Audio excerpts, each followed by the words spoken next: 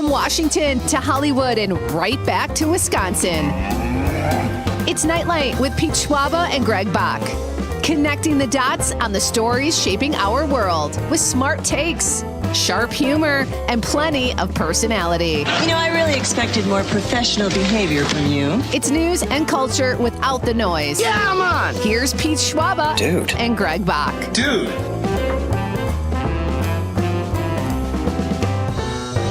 Welcome to Nite Lite, ladies and gentlemen. Happy Monday, everybody. Great to have you here with us as we kick off another week of Nite Lite with Pete Schwaba and Greg Bach. I am Pete Schwaba, sitting just upstate from Greg Bach, who comes to us live from Radio Park in beautiful Racine, Wisconsin. And then Dom Lee, as we affectionately call him, joins us from Madison, where he works the board and produces the show. We are the Yotter Hay Triangle. Happy to be of service. Hey, guys, how are you? Dom? Oh, not doing too bad. There you go. Aren't we polite? Well, Happy mood. Yeah, Conversation is an art. It's a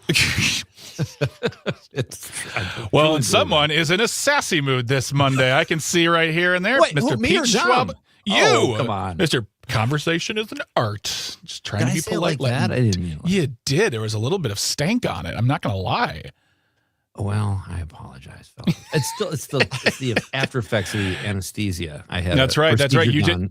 I'll fill you in just a minute, but I'd That's like right. to know how you're doing, buddy, Greg. 'Cause, Monday is great. I mean, honestly, I woke up today. It's kind of lazy. I had a long day yesterday. I will talk about that in a little bit as well. But, just try to enjoy the week, getting ready for the show today, hanging out with my dog. My wife is out of town on business, so it's just me and the puppers, and I want to make sure she's taken care of. I don't like leaving her at home too much, so I was trying to hang out with her as much as possible. So, it's a good day. And then and it happened to not rain again today, so that's good.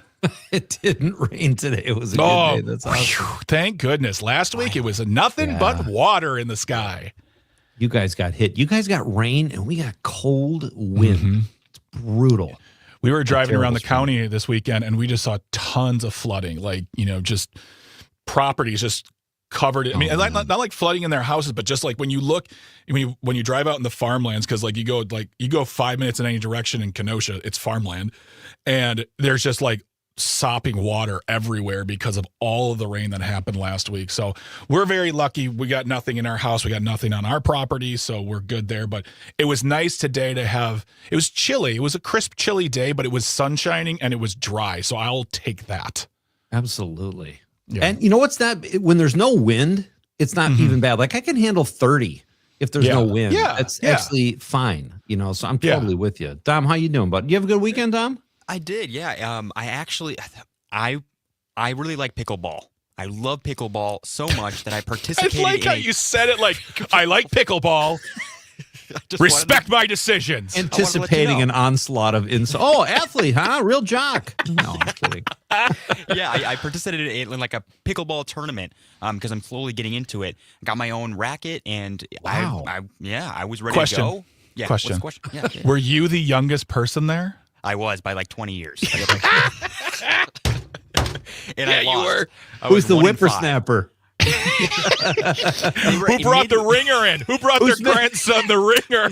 Who's Mr. I don't have to stretch? Oh, Mr. My knees perfectly work well for the next 5 to 10 years. Oh, and they were so good. Mid-match, they were actually teaching me how to play. I was like, man. I went 1-5. I did really bad, but I enjoyed it. It was a Was good that your first time? That was I played a couple times outside at like a park generically. But I'm in a league. Yeah, no big deal. No big deal. But I actually did a tournament and it was pretty fun. It was a good experience. Dude, that's awesome. So it's young pickleball. It's called cucumber ball. It's just a bunch of young people playing the exact same. Because see what happens is when you take a pickle used to be a cucumber. That's fine. I'll tell you about it later. By the way, folks, if you want to be part of the conversation, as we already starting to see on the live stream, 855-752-4842, 855-75-CIVIC. Leave a comment on the live stream. We are currently streaming on Facebook, YouTube, and the platform we still call Twitter. Our buddy Tony up in Ashland said, pickleball, interesting. Listen. Are you trying to hustle in the park here, buddy? It's good. Tony, I'll show you the ropes. I'll give you the ropes, Tony. I promise. It's really And you then don't want to see me show you the ropes. It's bad. Rob from Tigerton says, I was 30 miles from the Ringle tornado and the new London floods. Ooh. Well, Rob, I'm glad you're here with us today. Yikes. Staying safe, being amazing. And don't forget, Rob, drink that water, okay? Drink that water. He knows Is what that I'm an talking inside about. joke? It's not even an inside joke. It's a real thing. He was talking about the fact last year or the year before that he was, he was drinking more water, getting more water in his life because he needs it, and that's important. We all need more water as Dom pulls out his water bottle. So, yeah. I want to make a joke about how Tony, maybe because he's in Ashland, pickleball hasn't gotten there yet because it's such a small town. But look at me, the pot calling the kettle black. I'm in I was going to Merrimack. say. Pickleball is here. I'm sure Tony has it. Although I learned how to play pickleball in the streets, fellas. I would carry my paddle around, going head to head with guys, and that's how I learned. So go walking around the area here looking for a pickup pickleball game. Yeah, take It's really it. hard. Come on. It's a really hard sentence to say pickup pickleball game. So you can't do it. I just turned into a chicken. Pete, Well, yeah, go ahead, Rob. I was gonna say, Rob, I'm looking at the stream. Go ahead, my goodness. Greg. I was going to say, what do we have? We have a packed show tonight. We got a big We have show a tonight. great show. We have a huge show tonight. It's a massive show. And tonight we have Satya Rhodes Conway. Do you know who she is, Greg? Yes, I do. She is the mayor of Madison. The 58th mayor of Madison is here with us tonight on the show. We're going to talk to her about Madison, and it's a great topic because who doesn't love to talk about our state's capital? And she is the mayor of her beloved city, and we'll talk to her about Madison and what's going on there and her challenges she faces, all kinds of stuff at 5:35. Then we have Dr. Kristen Lyerly, rock star OBGYN. You probably never thought those two things would be used in the same sentence, but if there is one, she is it. And she's also a very successful podcaster and does a great job as a host of her own podcast. So Kristen Lyerly will be here at 6:20. And you know what we're going to talk about, guys, at 6:20 with Dr. Lyerly? What? My colonoscopy that I had today. All right. Good. But I'm glad you got one. I did. Did I take a day off, though? No. I'm still dealing with the effects of the anesthesia, which is the reason I was scared to get a colonoscopy. I don't like going under, but I bit the But you bullet. don't My really kids go hounded me under and I on that did it. stuff. Like, it's not like super going under. Like Like it it's like used to be. it's like the light stuff. It's the light stuff. You're right, So but I like- will say, Greg, he said, all right, we're going to hook you up here. My face started tingling in about 2 Really? seconds. And the next thing I knew, I woke up and it was over. It was fast, but there's like 5 people in the room, all about business. And, but what everybody says is correct. The prep is the worst because I had to drink about 200 ounces of water yesterday with these pills.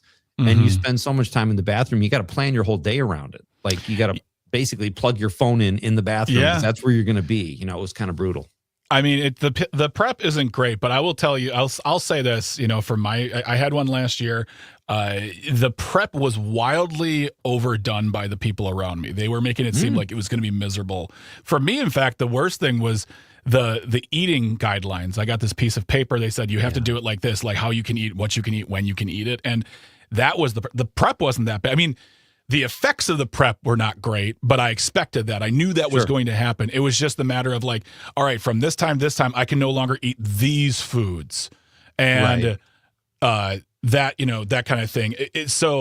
I'm not saying it was an enjoyable experience. I'm glad I did it. I have to go back in a couple years, but it was not as tough as I thought it was going to be.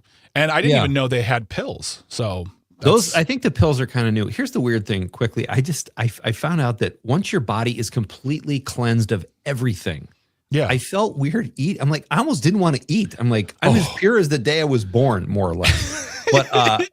But you're starving by the time it ends, so. When I got home, I had pasta and ice cream waiting for me. That was what I just like. Before we get into the news, really quick, Cindy from Appleton is on the line talking about colonoscopies. Hey, Good Cindy. afternoon, Cindy. Hello. Well, I guess if you don't have a high risk, history in your family, there is apparently a blood test now you can have done where you don't have to go through all that other crap. Well, good words. You're right, Cindy, and I think there's something you can kind of do at home and mail it in. Cologuard. Yep. Cologuard, right? And if they find something, it could take a month, and that's what I was worried about. Like, what if they find something that's nothing? You still have to wait a month but Yeah. everybody does things differently. The important thing is just to get checked, I guess. Exactly. And we'll talk to Dr. Lyle about that, specifically about men's health as well and the importance of men. Thank you so much, by the way, Cindy, for calling. Always love hearing from you. But it's important for men to really, there is a problem with men going to the doctor, listening to the doctor, getting what they need to get done. So we'll talk to Dr. Liley about that in the second hour as well. And really quick, too, Tony on the live stream says, speaking of drinking enough water, how's everyone's CPAP machines? My CPAP machine is great. It's clean. It's amazing. It's keeping me from not falling asleep. I love it. Look at Greg with his water. Hey, before we get to some news, folks, let's quickly get to the question of the night here on a Monday. Oh, yeah, that's right. Oh, my goodness.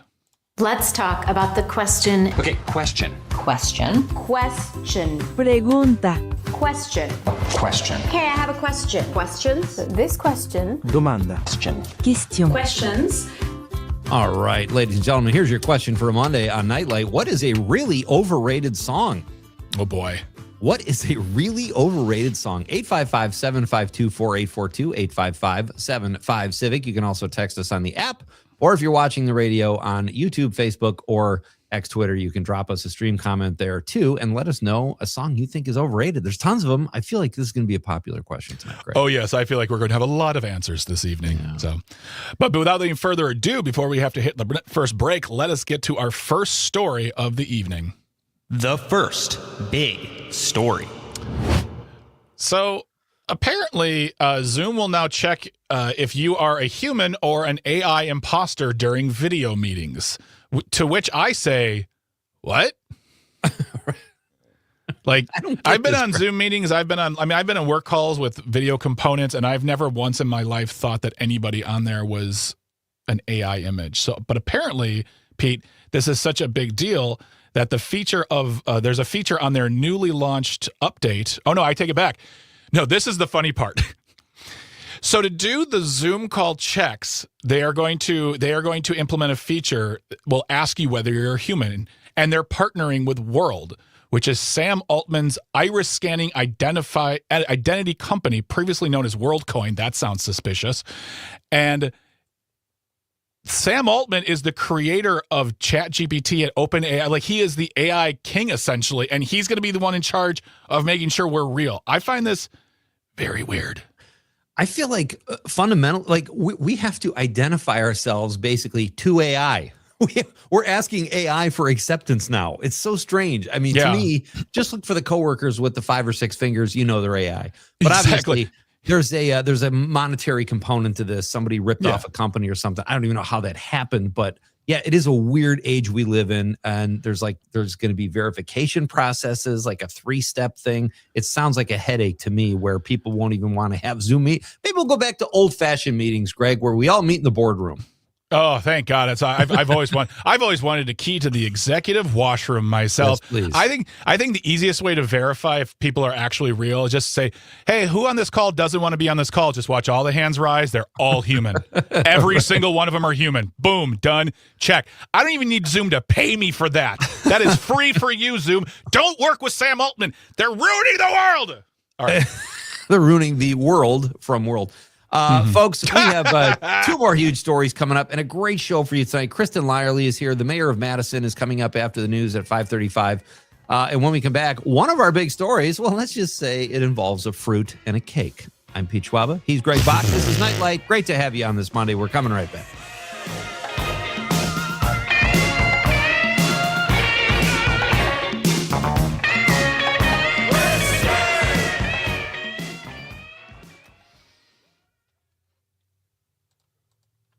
All right. We are back.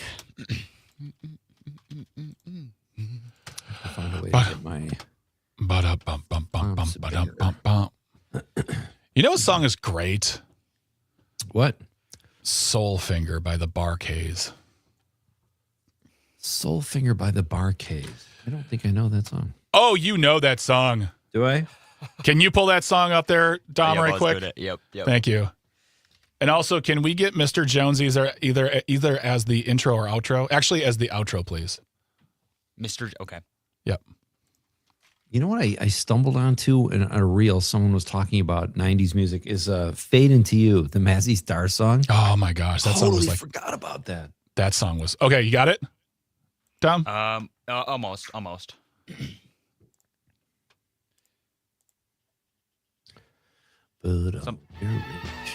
like this.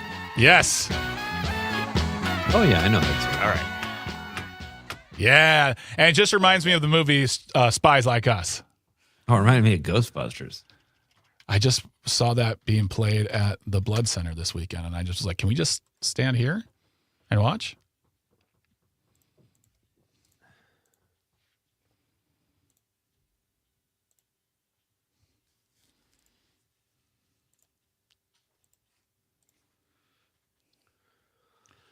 So, yes.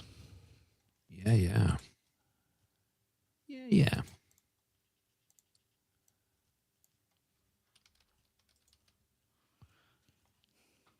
Kind of a more laid back, super secret fun show. It is laid back. Definitely a chill. We're definitely coming down from anesthesia. Yeah. We should just start saying the Super Secret Show brought to you by like a weird company, just like, Steve Zippers. Oh, yes, I love that. And people will start looking for those products, and then we'll be in trouble.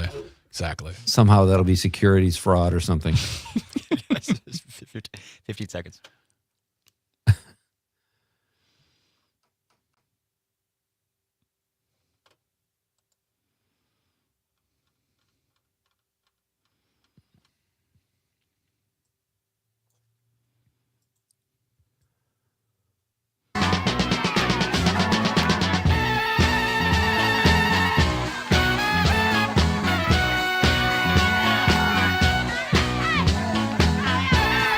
Welcome back. I'm Pete Schwaba. He's Greg Bach. What is that song, Dom? Let's say the name of that again. That is Soulfinger by the Bar K's. Yes, Soulfinger. I love that tune. One of the funniest lines from a movie ever, Spies Like Us, where they say, that's Soulfinger by the Bar K's. And they're in the middle of like wintry Russia. And Chevy Chase just says, they must have trouble getting gigs. That's a great movie. Like, it had like 5 really funny moments in it, but it was so ridiculous. Like, I wonder if I would like it. Oh my Yeah, gosh. there was some It's got big like laughs in it. 30 funny moments in that movie. Okay. There's like 1,000 funny moments in that movie. Have a contender for a potential movie night. There you go. This is Nite Lite, folks. Great to have you with us on this Monday. Hoping we are helping you ease into your week. We're in the middle of our 3 big stories. We've got 2 left.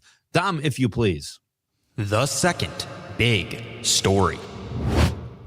Well, go ahead, Greg. I know this one is near and dear to your heart. This is a great one. So if anyone knew this, late 2024, early 2025, The Onion was in the running to purchase the intellectual property. The Onion, by the way, if you don't know, is a satirical newspaper, world famous, started in Madison. They were in the running. They were actually going to be purchasing the intellectual property that was InfoWars, the website and the show still run by Alex Jones. But due to court matters, that deal did not go through. Well, there has been new information that The Onion is getting closer and closer to striking a deal to use the name, likeness, and all of the InfoWars material for their own satirical side project, if you will, from The Onion, where it would be specifically satirizing political conspiracy theories, or I'm sorry, just conspiracy theories itself. So that is back on the line again.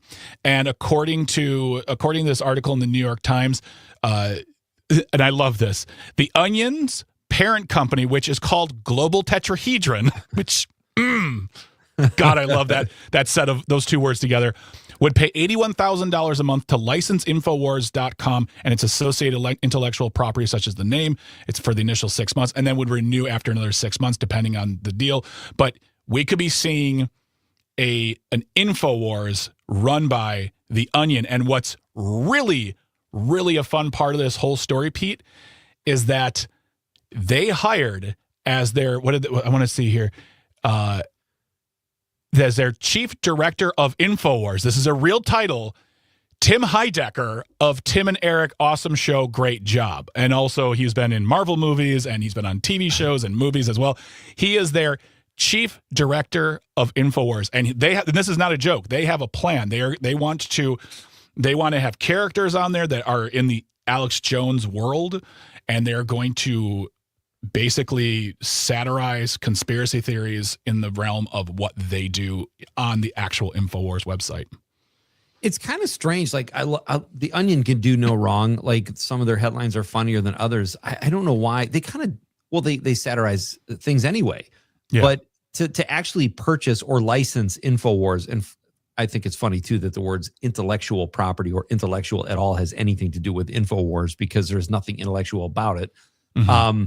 But it is strange that they want to spend all that money. But I guess the Onion has the money because they're gonna satirize it anyway. Yeah. So I don't know. It's interesting. Well, and then the other great thing too, it says in the article here, their CEO of Global Tetrahedron, I just like saying the name, Ben Collins he says, we're excited to lie constantly for cold hard cash, but this time in a cool way, and we'll make sure some of it gets back to the families. In fact, one of the great things about it was that the families agreed to let the Onion or their parent company do a bidding on this, even though it was far below, because the whole thing is they want to sell off InfoWars to pay these families because Alex Jones owns them like, $1.6 billion. Yeah. So they actually said, you know what? We know it's for less, but we know you'll do something great. And they said they made the commitment that if it happens, they will get money to them as a way of compensating. So everyone except for Alex Jones hopefully wins, but it's not through yet. A judge still has to sign off on this, but this is where it's going, and I think this would be wonderful. And that's the best part of the story, is that where the money will go. And what's so funny is that Alex Jones, like the Onion, if you take the two publications side by side, the Onion has the facts straight more than Alex Jones. Oh yeah, like there are Onion headlines I read, and I'm like, is that true? Oh no, it's the Onion. But it's just, I see headlines. Crazy our world. I still see headlines where I'm like, the Onion didn't write this.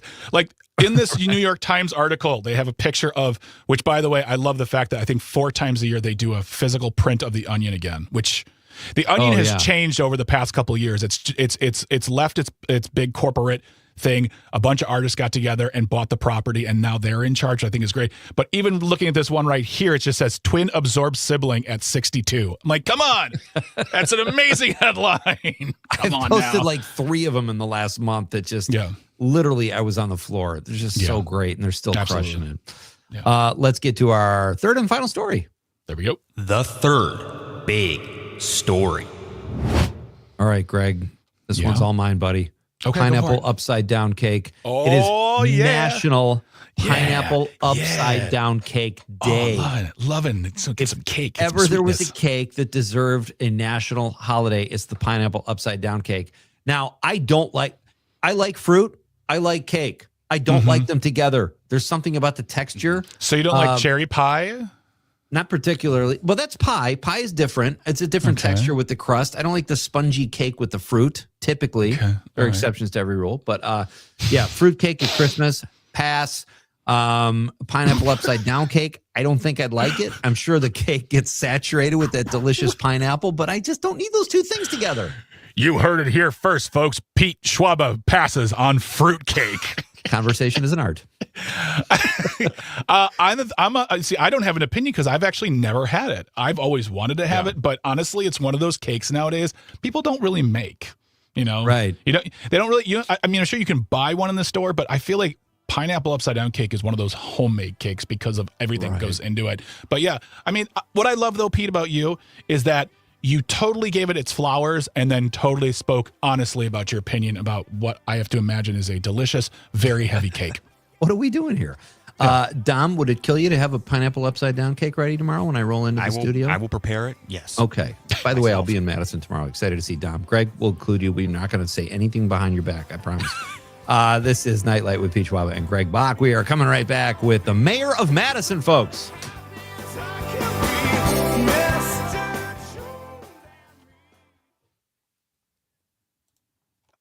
Greg, I couldn't find it. Sorry. What? The outro. You did play it. That was it. Oh, wow. Sorry, yeah, that was it. 4 different Mr. Jones songs that was on YouTube. Okay, never mind. I kind of guessed. I guessed a little bit. Do you have playing? Sorry, do you have access to the music folder, Dom? What go folder? Go to the. Hey, folks on the live stream, this is about to get real interesting right now. Go to the regular Civic Media folder, and and then there's the production files. Yep. Oh. Go to network production. Mm-hmm. And then it should be the fourth one down. And you got music. What? Yeah. Thousands of songs. They're all rendered. They're all stereo. They're all great quality. I've been doing YouTube the whole time. Well, I mean, and that's the thing, that they were trying to pull us off of YouTube like last year because of various things, mainly for sound reasons. But on there, in that folder, you have access. And the thing is, too, is oh my god, pull songs in there as well if you need them. But yeah, you have literally, A to Z. There's an A to Z folder. Yep. Who pulled those songs? Yeah, but there's a Nite Lite folder too. I don't know if you want to just combine them or whatever, but make your life easy. Oh, there it is. Actually, I got it's Civic Media Producers Audio. Yeah, I clicked into that one first because I just it's just clicking. Yep. I mean, I don't know how many are in there, but it's thousands. Oh man, you made my whole day. And and there's movie quote clips too. Yeah, what? And there's comedian clips. Mm-hmm. And there's sound Are those effects? from Nite Lite? No, those have been slowly collected over the years. And I think Chris Casper brought in a bunch of them. Okay. There's so folks, many. if you have any other questions or thoughts on this topic here, Hey, a reminder too, Dom, the tags, we took Pete Schwab, they just say Nite Lite now, right? We can use those. Yeah, the one issue with that is it is only like 3 seconds long, and that's not enough for an intro. I don't know where the original song. What's for those happening right now? be. There was like I had all original these tags. Yeah, for when we had the big Nite time Lite show. guests. It would be, hey, this is John Legend. You're listening to Nite Lite with Pete, or Uncle Rico. You're listening to. But well, if you throw in a Greg Bach there, it's gonna be 5 seconds. That's true. I actually did for most of them. But I just would can't that be find the funny, music or for it. I don't want it to be? If Greg's cool with that, it could be funny. But if they're too short, I recorded them, so I'm down for it. Okay. And Greg Bach part? Yeah. I recorded beautiful. I recorded like, dude, and me too, and Greg Bach too, man. That's great. I love that. Yeah, I remember that. Oh, cool. It's okay. We can do that. Let's do that. All right. The tester. The Secret Show brought to you by the producers. This is really the secret show. All right, cool, guys. I'm going to go do a thing, and I'll talk to y'all in a little while. All right, fellas. All right.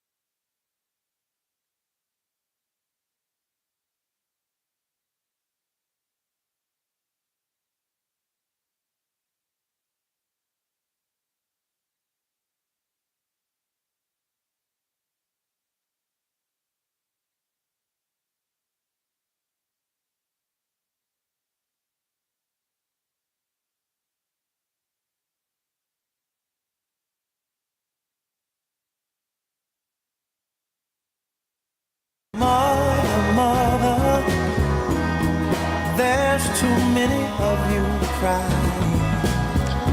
Welcome back to Nite Lite with Pete Schwaba and Greg Bach here on the Civic Media Network. We're coming to you live. I'm in Racine at Radio Park. Dom is all the way in HQ in Madison, and rounding out the Yodderhay Triangle in Marinette, Wisconsin, a.k.a. Christmas City, USA, is Mr. Pete Schwaba, and we're so happy to have you with us today. We're also very, very happy to have our guest with us tonight.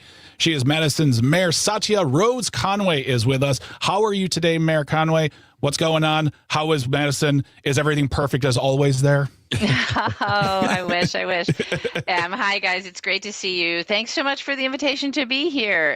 Madison's in pretty good shape, but this whole climate change thing, pushing the storms through with the hail and the tornadoes, it's a little much. Yeah. It's a little much. Got to be honest. It's like we always want to get spring. Like everyone's complaint is it feels like we go right from winter right into summer, and we're like, can we get some spring? But spring involves rain, and then we're like, oh, that's too much rain. Less rain, please.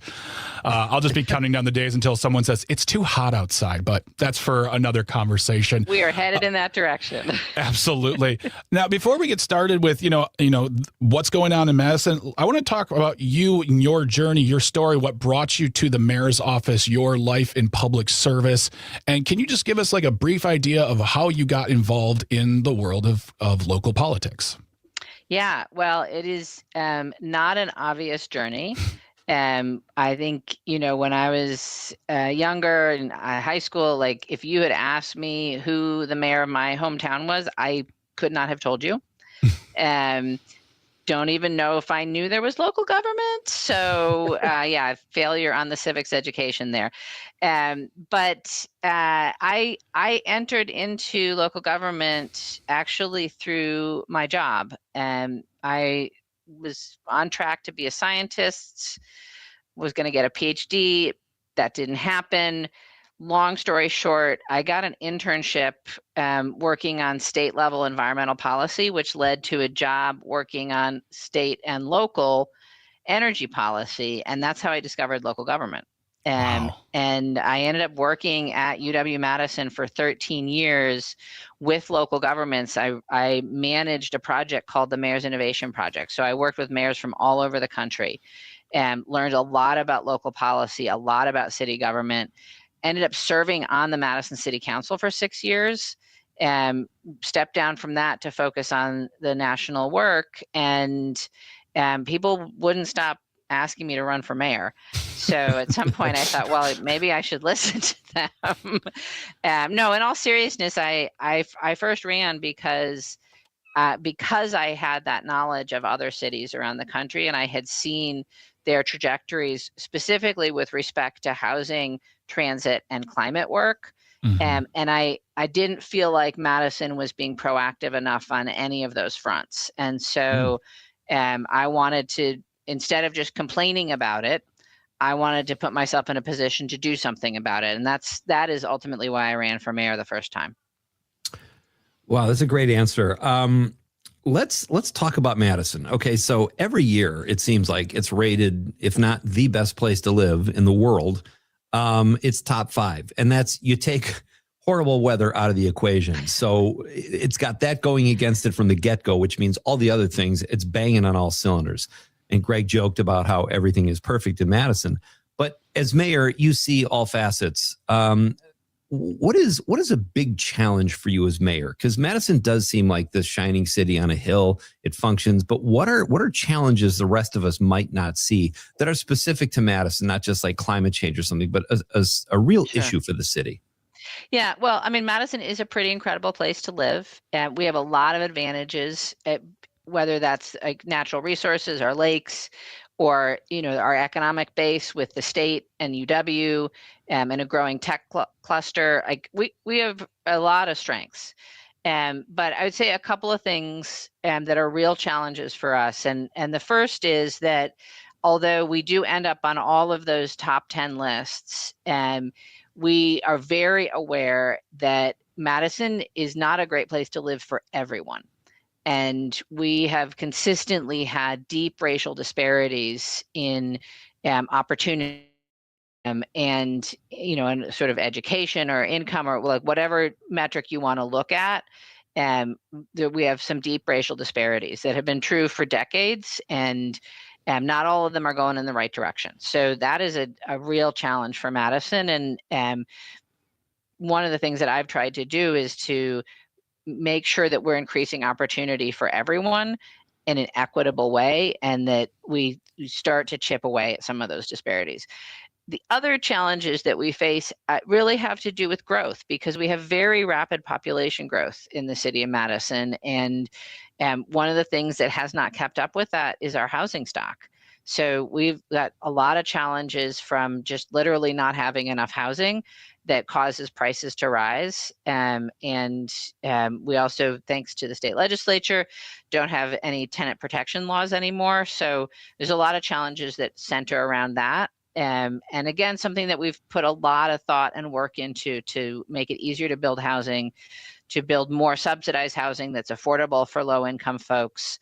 And then just, growing city, you need more infrastructure, right? And in order to be able to do that, we need resources from the state. Again, super constrained by the state legislature in the current configuration. So, that's really, I think, most of our challenges are related either to inequity or to our growth and our need to keep up with it. You mentioned the state legislature twice there, and you are a mayor in a unique position of not only being in charge of a city, but also in charge of a city that happens to be the capital of the state. And I know that when it comes to places like Madison and Milwaukee specifically, those are two really regular examples. Those cities are used as examples from the state legislature as why things, quote, aren't going correctly or who we don't want to be. What is it like being the mayor of a capital city and what is your relationship with the state legislature on what you're trying to get done while also trying to create a city that is, as you said, equitable and enjoyable for all people? One of my pet peeves is when people say, things aren't going right in Madison, or we've got to, when they mean the legislature. Yes. Right. Yes. Don't conflate us, please. Yeah. No, in all seriousness, you're right. We do end up being a little bit of a punching bag for some folks in the legislature. And, there's been some very sort of specific policy that's been created mostly to punish Milwaukee, but also to punish Madison. And, we don't always see eye to eye with the majority, and that has been frustrating for sure.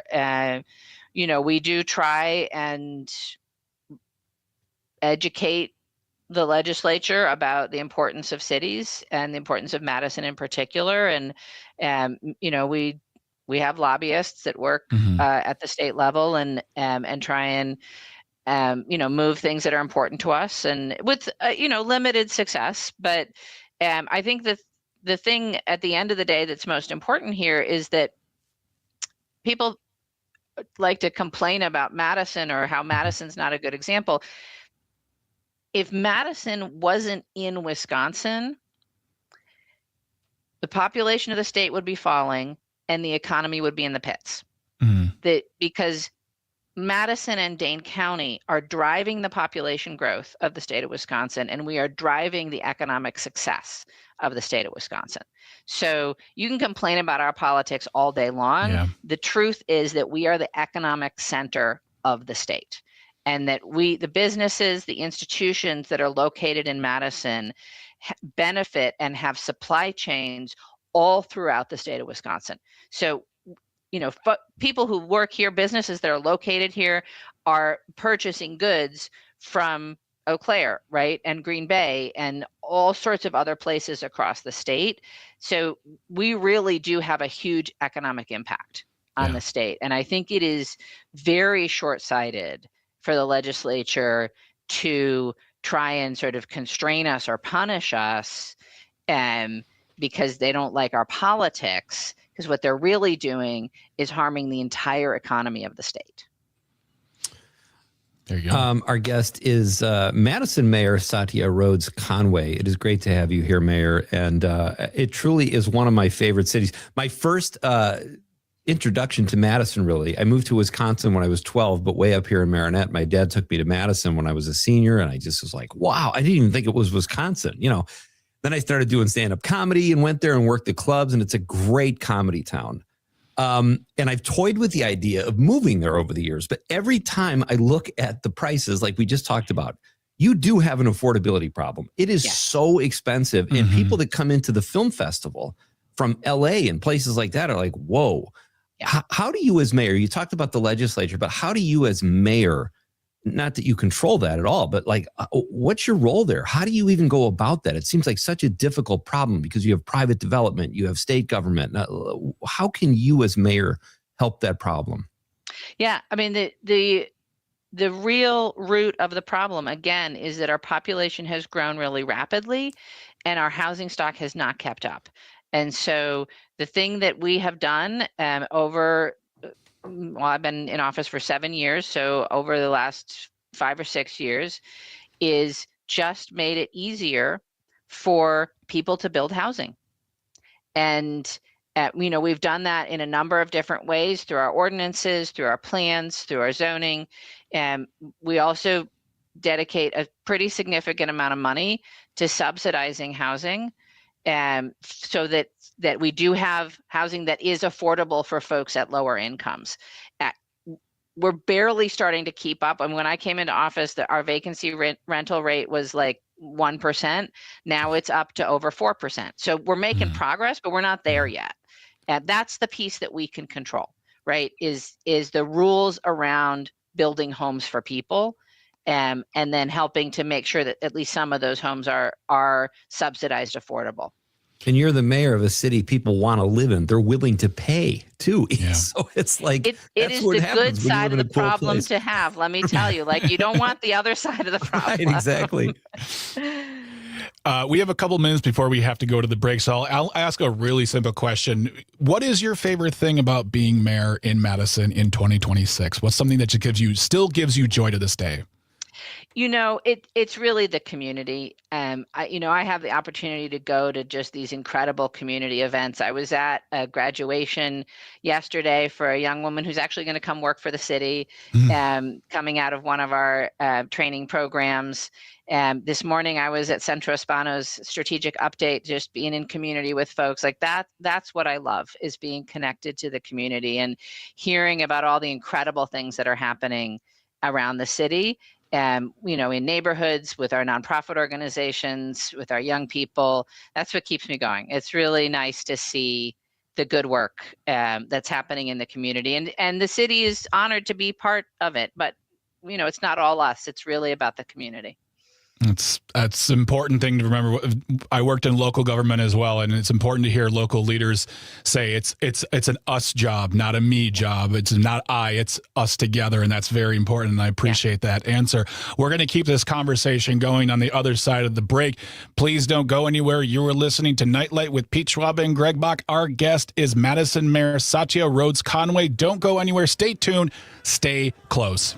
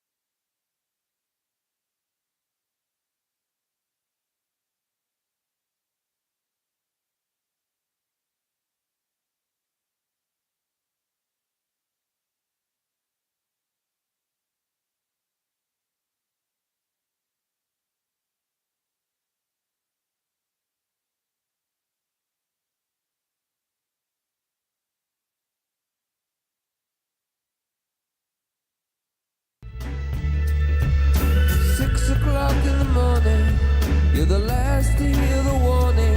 You've been trying to throw your arms around the world. Welcome back to Nite Lite with Pete Schwaba and Greg Bach here on the Civic Media Network. We are talking to our guest, Madison Mayor Satya Rhodes Conway, here on the program. And before we went to break, we were talking about some of your favorite things that you do and you see as mayor. Now, you said before that you've been mayor for since 2019, 7 years now.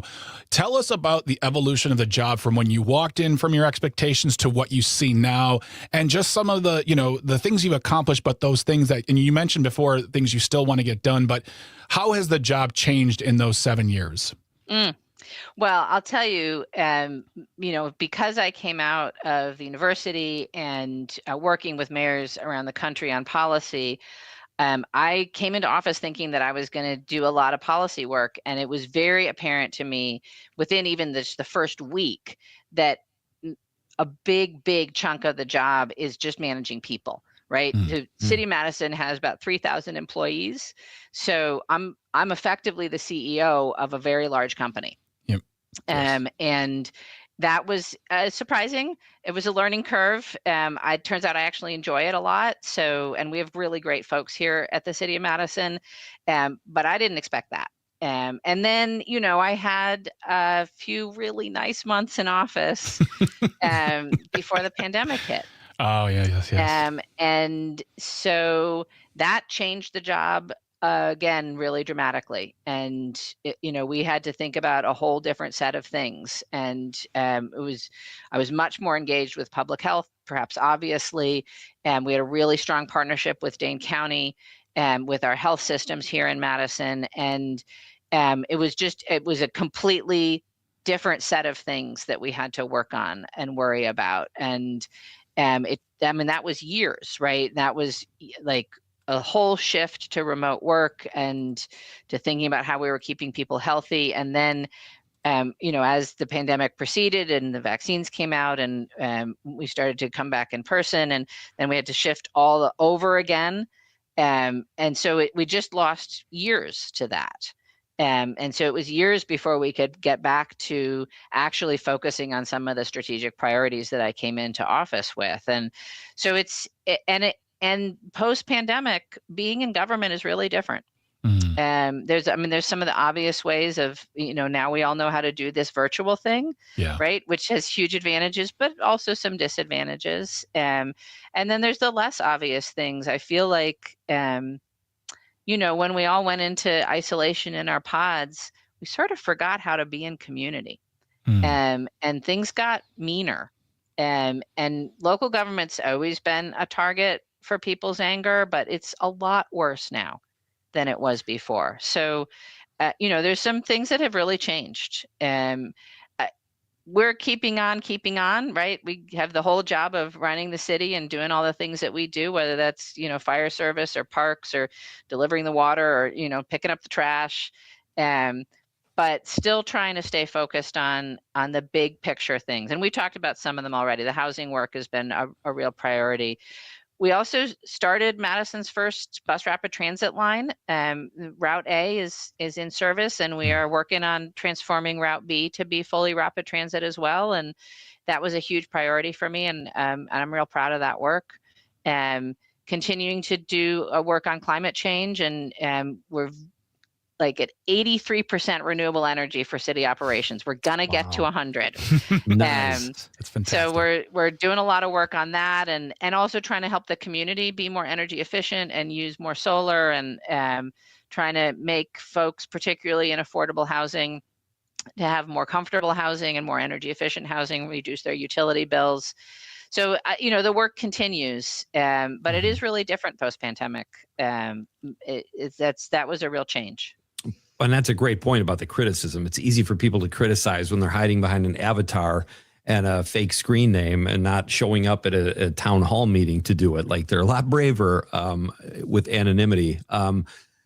Mayor, let's talk a little bit about the arts, if you will, or culture. There have been several movies shot in Madison over the years. Do you have a favorite? And if not, did you have an experience with those movies?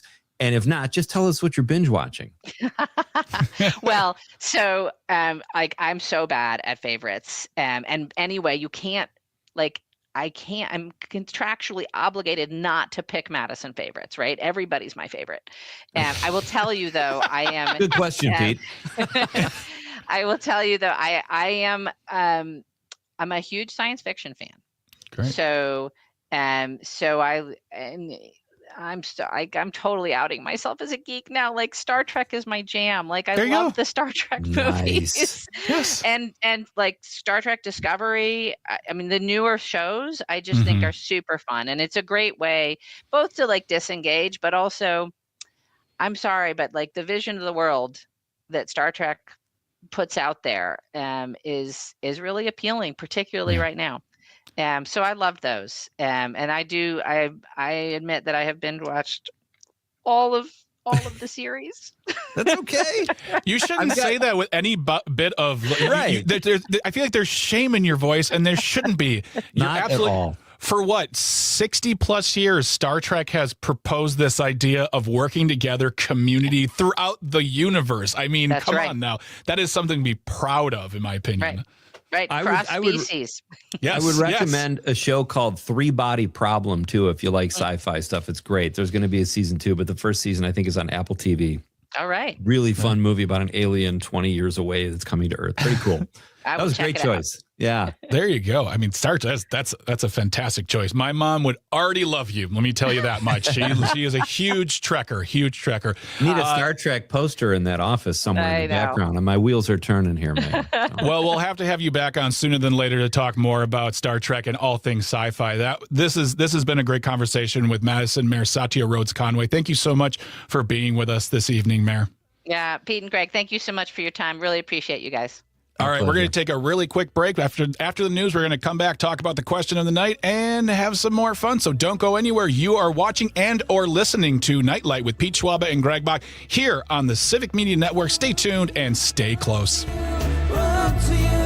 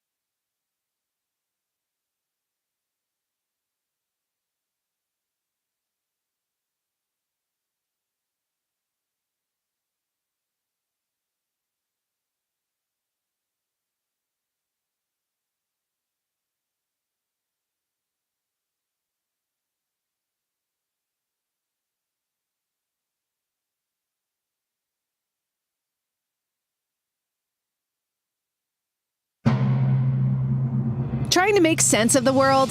You've got Nite Lite with Pete Schwaba and Greg Bach. Call our toll-free number now. Headlines, culture, and real conversation. And now, our feature presentation. Here's Pete and Greg.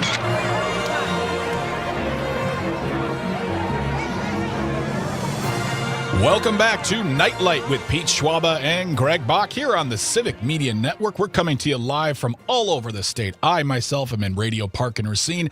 Up the coast in Christmas City, USA is Mr. Pete Schwaba and Marinette. And all the way over in Madison at Civic Media World Headquarters is Mr. Dom Lee on the ones and twos. We are so happy you're joining us this evening. If you want to be part of the conversation, call or text. The number is the same, 855-752-4842, 855-75-CIVIC. Leave a comment on that live stream. We are currently streaming on Facebook, YouTube, and the platform we still call Twitter. Still ahead, a great conversation with our buddy, Dr. Kristen Lyerly. We're going to be talking about all sorts of things during this discussion, mainly talking about men's health and making sure men go to the doctor and get them tests. Right, Pete? Yeah. And I mean, but whoever, men, women, just get tested. Get tested regularly. I didn't want to, since I had a colonoscopy today, I didn't want the focus to be just on men. I hope I didn't sort of steer things that way, but No, that's not what I'm thinking. But that's something that I've talked to Dr. Lyerly a lot about, is the fact that men's health, right? Men, getting over that fear, getting over the anxiety, putting the macho aside. If you're hurting, go to the doctor. The doctor tells you to do something, listen to the doctor or the nurse practitioner, whomever you speak with. But and it's something that's very near and dear to my heart, because we all know men out there who go, I'm fine, don't worry about it. I'll go some other time, and then totally. So, and I'm not one of those guys. Like I said earlier, I don't like going under. In fact, I had this moment yesterday, Greg, where I'm like taking these pills, drinking all this water, and preparing myself for it. And I'm like, what am I putting into my body that's cleaning me out? I'm going under. I'm going to a hospital where I could get a staph infection. Like, do the pluses right now? The pluses outweigh the minuses. Like, it's just a weird thing. Like you could. What if you caught something while you were doing this? But you didn't, and I'm healthy, and I'm glad I went, because it's over. There you go. There you are. Absolutely. All right, we'll be talking to Dr. Lyerly more in just a little bit, and then we'll be wrapping everything up with the nightcap. But before we get into that, let's restate the question of the night. Let's talk about the question. Okay, question. Question. Pregunta. Question. Question. Okay, I have a question. Questions? This question. Domanda. Question. Questions.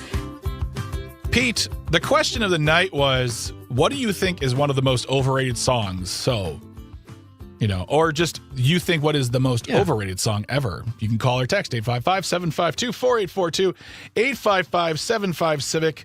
Again, leave a comment on the live stream. We are currently streaming on Facebook, YouTube, and the platform we still call Twitter. I'm just getting to my Facebook page here because I got some answers on mine. Let me tell you. But Dom, let's start with some. I know we got comments on both the question as well as other things. So why don't we start with the text messages? Yeah, we got Cindy from Appleton saying the national anthem. Okay. Yeah, honestly, Cindy, you're not wrong. The national anthem is not great. I'm sorry, I will say it right now for a couple of reasons. One, America the Beautiful is better, because I personally believe America the Beautiful speaks to the beauty of America as the land, and just everything about it is great. And you go to the Sunday baseball game and they sing it and the dude salutes. I love it. Also, read all of the lyrics to the national anthem, not the ones we sing, the entire song, because there are a lot more words in that song. And guess what? Not all of them are great. So, Cindy, I'm with you, Cindy. We also have Brett from Brown Deer. Yeah, he said the most overrated song is Every Song by Journey. And happy holidays, everyone. Wait, he's saying happy holidays now too? He said happy holidays, but Sydney Politics says happy New Year's. Oh, that's true. Okay. Because it's 420. It's happy 420, everyone. Happy 420. Have some pineapple upside down cake if you get the munchies. Exactly. And if you remember to celebrate, I hope you celebrate. But I understand the point that Brett's making. I myself at my wedding told the DJ no Journey was allowed to be played because I used to have a major hang up on Journey, because I just, was like, their music is whatever. But I like every song. Every song. He's just got Journey fatigue. That's okay, but I'm with you, Greg. I like a lot of Journey. Look, pardon me, I love Don't Stop Believin', but okay, I'd like it more if I hadn't heard it 78,000 times in my life, probably. Honest to God. And that's part of the reason why I said no Journey, because I didn't want people, like, at a wedding, you only have so much time. And I didn't want like 5 Journey songs to be played. I didn't want to hear that at my wedding. So we said no to Journey. So, thank you so much, Brett, for getting in touch. Any other text line thoughts there? Yeah. Monica from Mount Horeb said, happy birthday, because birthdays are a letdown. And then she went into, that's a pretty good one. She said, by the way, I had the same anxiety with my first mammogram due to all the horrible stories I heard. Yeah. I had nightmares that it would hurt so bad. She jumped back, ripped her breast off, and couldn't see her smushed breast in the machine. It wasn't anywhere near as bad as the stories. Wow, that is a horrifying dream. I'm sorry, Monica. I'm sorry that you had to do that happened to you in your dream, but I'm glad that you got it done. So you just got to do it, right? Exactly. That was hard to read, and she had already been through it. And exactly. Any other text messages, Dom? Yeah, we have a few more. We're going to have about 2. We have Brett from Brown Deer said 420 is the perfect day for pineapple upside down case. Just like Pete said. It's delicious. Joke. Sorry, Brett. And then Mark from the Sack said, had my scope in March, and I was lights out after the IV, then came into my recovery room. Polly's gone, no cancer, all good. Ordered a pizza as I couldn't drive, all good. I had the new prep, 1 glass off the prep, then 2 glasses of water the night before, then the same in the morning. Not as bad as the gallons as the last 5 years. Yeah. So Dom, you don't. So one of the things you have to do before you get a colonoscopy is do what's called prep, and prep is essentially what Pete took a pill. There's a liquid form. I guess there's an over-the-counter version. My friend said, but I was like, just prescribe me the stuff. And I took the liquid. A lot of people take the liquid, and essentially what it's doing is clearing you out. It aggressively clears out your system, in a manner of speaking, for a colonoscopy, and it's incredibly regimented too. So as we were saying earlier, we can only eat certain foods from one time to another, and then in the last, I don't know, Pete, for you, was it like 3, 4, 6 hours? There was nothing. You could have water. You could have, I think you could have black coffee or tea. But not flavored or creamy. But not flavored tea. You can't have certain, like I drank my prep with Gatorade, but I couldn't drink it with red Gatorade because the red dye gets into the way of things. So you have to do it. It's annoying. It's not terrible. It's just uncomfortable. You're going to be going to the bathroom a lot over those next few hours. But it's part of the process. Yeah, and the doctor that they use up here in Christmas City, he has even more regiment. Like his prep starts 3 days out. No nuts, no this or that. And same. I didn't know I could have had apple juice and Gatorade yesterday. I just decided to turn it into a fast, and I'm like, well, I'm only drinking stuff. I did that, but then I did have a big bowl of popcorn, which I didn't realize was on the list on Saturday night, but skated through got through it. My list was it was very regimented. In fact, it went 10 days ahead, just so you were like, it said 10 days beforehand, read these instructions thoroughly. It gave you a day by day, and then 3 days ahead it said you can't eat this food. And then it's a lot, but it's worth it. And absolutely. I understand the going under thing because, it's not fun, but I went under. I woke up once during the process and then fell back asleep immediately. And then the next thing I heard was the lady saying to my wife, your husband's down the hall. He's good to go. That's exactly what my experience was too. And I will say this, and I'll ask Dr. Lyerly this too. When, my wife said when we left, she's like, you know what I noticed here? There were plenty of people. They were all doing it's not like when you go into a store or when they cut corners at a different place where there's not enough people doing it. Like the margins are so small because they've let people go and they give somebody 3 jobs. I'm glad they don't cut corners for procedures like this or when you go to medical buildings, because that's pretty scary too. Absolutely. We've got some text here on the social media. Was that it, Dom? On the we have one more. We have one more that just came in. Anna from Madison said, "Hi, Pete and Greg. I also think "Don't Stop Believin'" by Journey is an overrated song." Me too. I can never hear that song again and be fine because I've heard it enough. I'm good. All right. I said "Purple Rain," you guys. I know you did. I know you did. Wow. It's boring. It's boring. Prince is amazing, but that's like one of his most boring songs. It just goes on forever, and I get it, and it fit in the movie, but come on. Let's have an honest discussion. Won an Oscar, I guess. Whatever. So did Out of Africa. Beautiful scenery. Okay, bad. What example. a weird grab. What a weird reference. I don't know if that's weird. That's the first thing that came to my head. Did Purple Rain win an Oscar, the song? It won for the soundtrack, I believe. Okay. Well, the soundtrack's great. But give me Morris Day and the Time with the bird. He won for Purple Rain. He won for Best Original Musical, which I guess they were giving that away back then. Yeah. He won Best Original Song Score for the film Purple Rain. Okay. So there you go. I love the music. I'm just saying, I think that's an overrated song. That's all I'm saying. Okay. I'm saying it's not a good song. All right. Oh, that's fine. That's fine. All right. What else we got on the Facebook? I got some pushback from my pal Dick, who said, Pete Schwaba, you're crazy. Fantastic song by one of the musicians ever. I said, I agree about the best musicians ever part. John Scott, our Civic Media pal, said, Tub Thumping by Chumbawamba. To which I said, John, please watch your language. Sean on Facebook said, most of AC/DC's catalog. All right, Sean, you're good. Blocked and reported. I like the take, though. You got to appreciate him putting himself out there.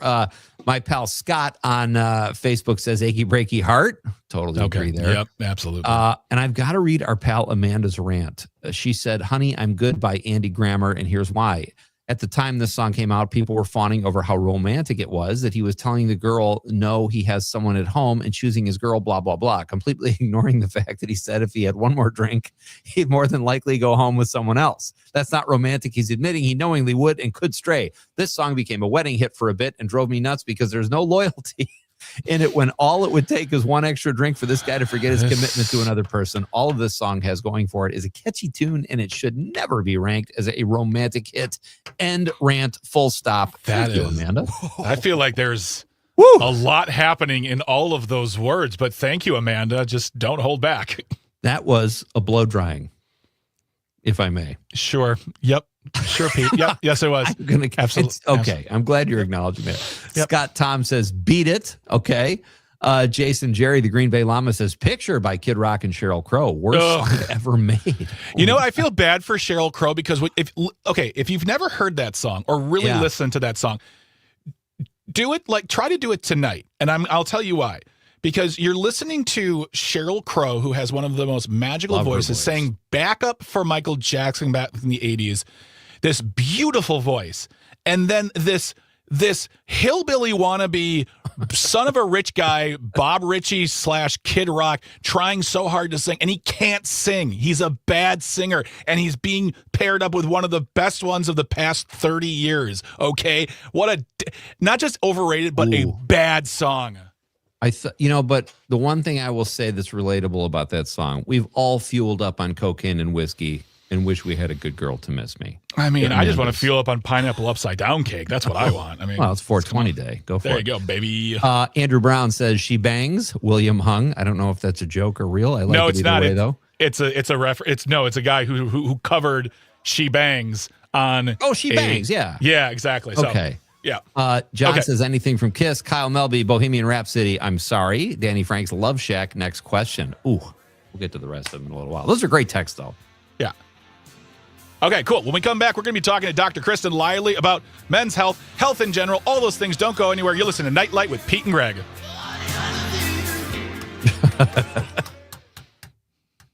Sorry, Greg. I did not see the time. Yeah, I was like, yeah. And then I thought you were going to outro because I was like, ah. I saw that Kristen Lively was already in the studio, and I panicked.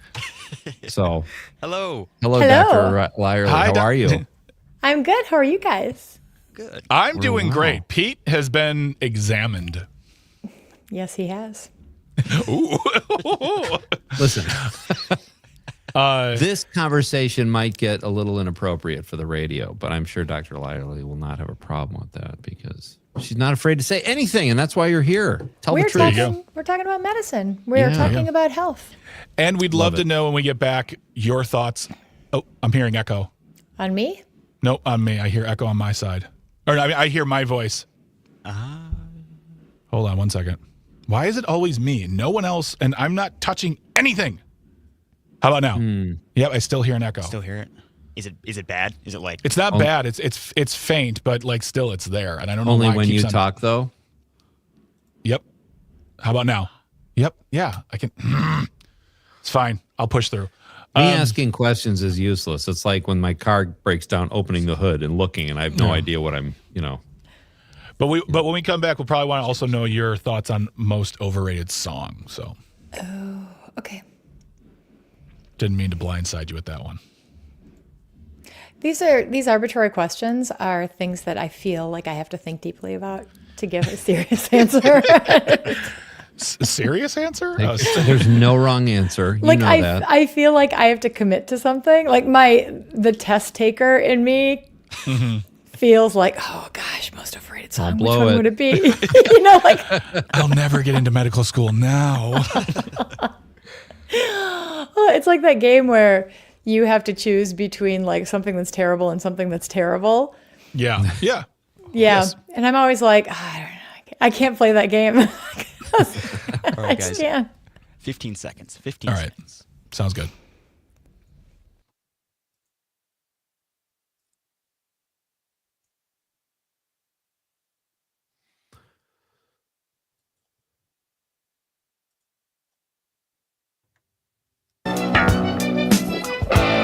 Do it, baby.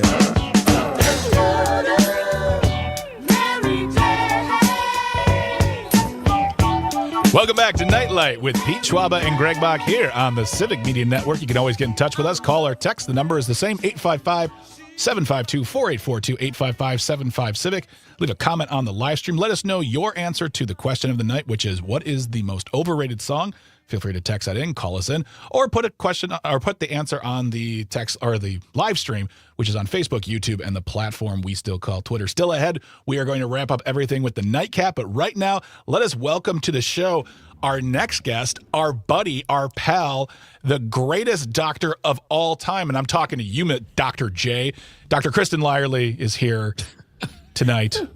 We're excited to have her. How are you doing, Dr. Lyerly? It's been a long time. It has been a long time. I'm good. I love hanging out with you guys. So this is just like, we had some dinner tonight and now we're just chilling. And this is our after dinner conversation.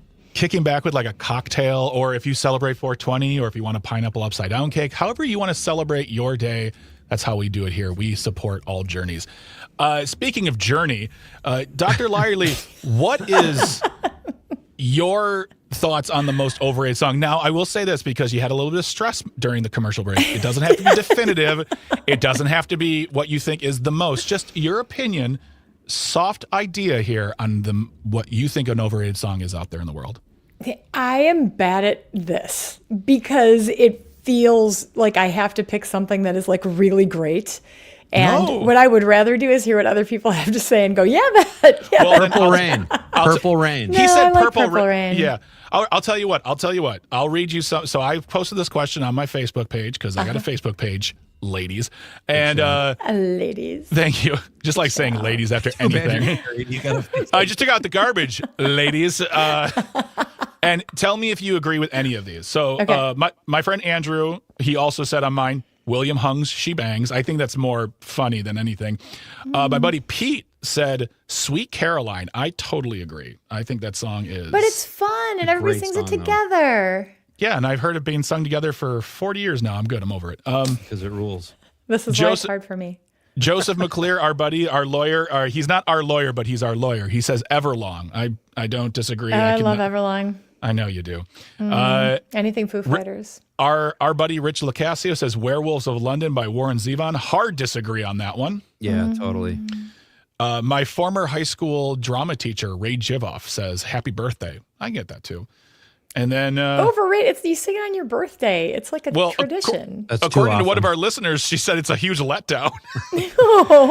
And then finally, Nikki on the Facebook says Danzig's Mother, which I grew up in the 90s and watched music, but I heard that song a lot. So any of those stick out for you? You'd love them all. You could think about it if you want. I don't think I'm not feeling that right now. Okay. You also don't have an energy to me that would do that. You know what I mean? Like you're so positive and reinforce everyone's good natures and goodwill that I feel like you don't want to do this. Like you don't want to like call out a song. I love everything. You do. You really do. It's really true. It's really true. I would feel bad if I was like, oh yeah, Stairway to Heaven, way overrated. Then I'd be like, but there were some great things about it. It was so long. They said it couldn't be played on the radio if you really listen to it. Like I don't know. You don't have a song you hate? Like you're driving, you're being a doctor, you're in the car, you're thinking about OBGYN stuff, and a song comes on. What do you not want to hear? Everybody, the act out there was amazing. Would that everyone were on the stream. Yeah. I mean, no, I don't know. And I am a radio listener. I'm definitely somebody who flips through the radio stations. Yeah. But yeah, no, it's kind of like a game. Like, I don't know. That's fine.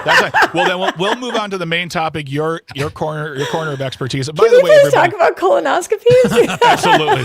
Yeah. Also, don't forget, folks, you can check out the Dr. Kristen Lyerly show by going to her YouTube channel, Dr. Kristen Lyerly. Check that show out. It's awesome. Can I tell you who's going to be on this week? Who's going to be on? Oh my gosh. Do you guys know Earth Day is this week? It's Wednesday.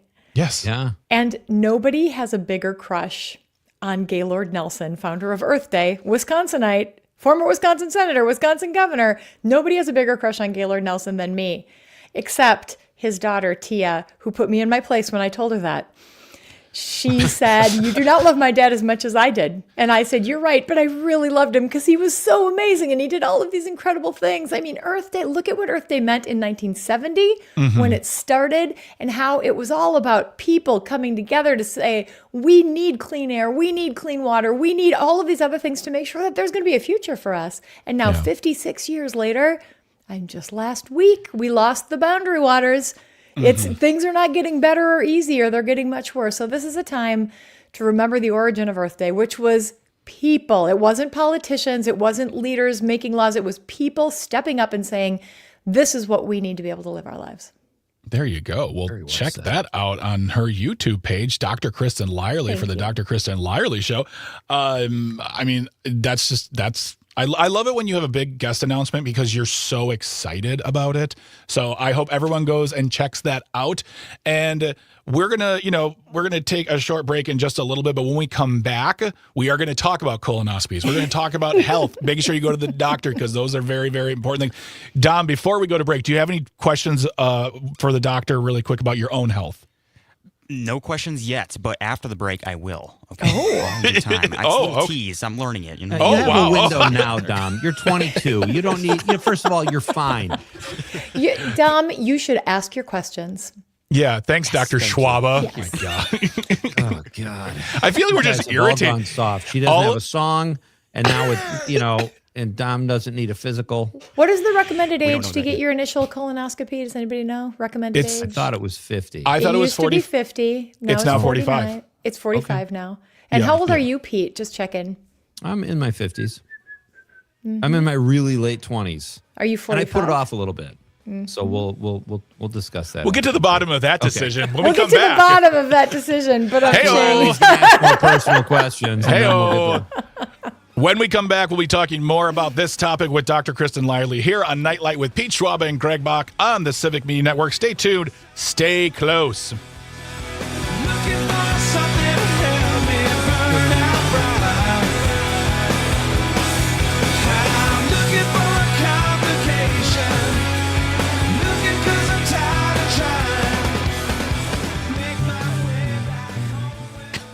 Can you hear my little Dave Grohl in the background? I thought that was me. Talk until guys, we were on the air. Stop talking until we're off the air. I was just singing along. I know, but Dr. Lyerly started talking before we were off. I did because I heard Pete was singing, so I thought we must be off the air. Luckily, they don't hear you on the radio wave, so luckily. It's the pre-Super Happy Fun show. There you go. All right, cool. We are at the longer news break. So, oh wow. Wow, Pete's blown his nose. Must have gone soft. Just wipe it on your shoulder. Can you hear my drummer in the background? Oh, yes. I can. Yes. Which one is that? Bubs. Bubs, gotcha. Little Pat Kreitlow. Patlito? He is Pat Kreitlow. The two of them are like identical people. Yeah. Nice. That's Although fun. Bubs might be cooler. I didn't say anything. Like Pat embraces the nerd thing. Bubs is more like he's like a cool nerd. Okay. Mm-hmm. All right. I will. I've only met the one son, I believe. Abe. So, Abe. We're gonna be in Milwaukee this weekend because Pete, you're muted, Pete. I just made an assumption that Bubs was your son. I only know your other son that you brought in, so Bubs I is don't the know all youngest. Okay. Yes, Oh. James. His name is James. Okay. So he's the youngest, and then there's Lindsay. If you go up a step, God, I love that name Lindsay. I love that name especially for a guy. He is such a dude. At first we were like, I don't know, it's going to cause confusion. And it definitely has caused confusion, but it's been like the best, most entertaining kinds of confusion. Yeah. Like when he was in preschool, we got this call from the preschool people and they were like, this is a very competitive preschool and we are so excited because we were able to field an entire class of girls. And we were like, boy, aren't you going to be surprised when you find out that Lindsay is not a girl. Did they not interview you? Like they did not talk to you or? No, I don't remember. Yeah. But age 4 Lindsay was very, very happy in his class full of girls. It was like the greatest moment of his life. Oh my God. It's like the opposite ratio of every college party I ever went to. With a ton of Lindsays there. I mean, just Lindsay M and Lindsay L and don't get me started on Lindsay S. Ugh. No, I really enjoy what are not tradition, but what are not normally, whatever the word you want to use, girls' names. Like a boy named Courtney. I love that name. I love that name. Lindsay. There's another one. Carrie. There's another one too. I can't remember off the top of my head, but Leslie. Yeah. Yeah. My next son up is Julian. Nice. Which is funny because that gets confused with Julia. So the entire time he was in middle school, when they would send home the reports, like, is all this demographic information right? It always said female. And I was always like, I'm not going to change it. For Julia, that's a common guy name. I mean, not really common, but common enough. I don't know any Julians who are women. There's Julia. I know Julius and Julian are all men. Julianne, but not Julian is always to me a boy's name. It is a boy's name. Yeah, it's weird. It sounds like the people in charge of your schools are not reading their homework. Tony funny. on the live stream says, cooler than Pat, shots fired. Pat's a nerd. Pat's not cool. He's a total nerd. Yeah. I meant to send you, I was going to send you a video the other day. I was playing Wichita lineman just in the studio while I was working. Shut up. And Pat texted you because there was some sort of a thread in the universe that was connecting. I was going to video. Moment. I was going to video you both of me singing it, but I scrolled it. Or I pinch zoomed to get close so you could see what the words said. And then when I turned the camera, I didn't undo that, so it was just my nose. So yeah. I will never be a cinematographer for Pete Schwaba ever. He wasn't even listening. Were you going to be anyway, Greg? I don't know, man. Sometimes dreams come true. Is that your casting futon back there, Pete? What's going on here? 20 seconds. We have 20 seconds. We're done. You're making fun of a futon on 420 day? I love that line.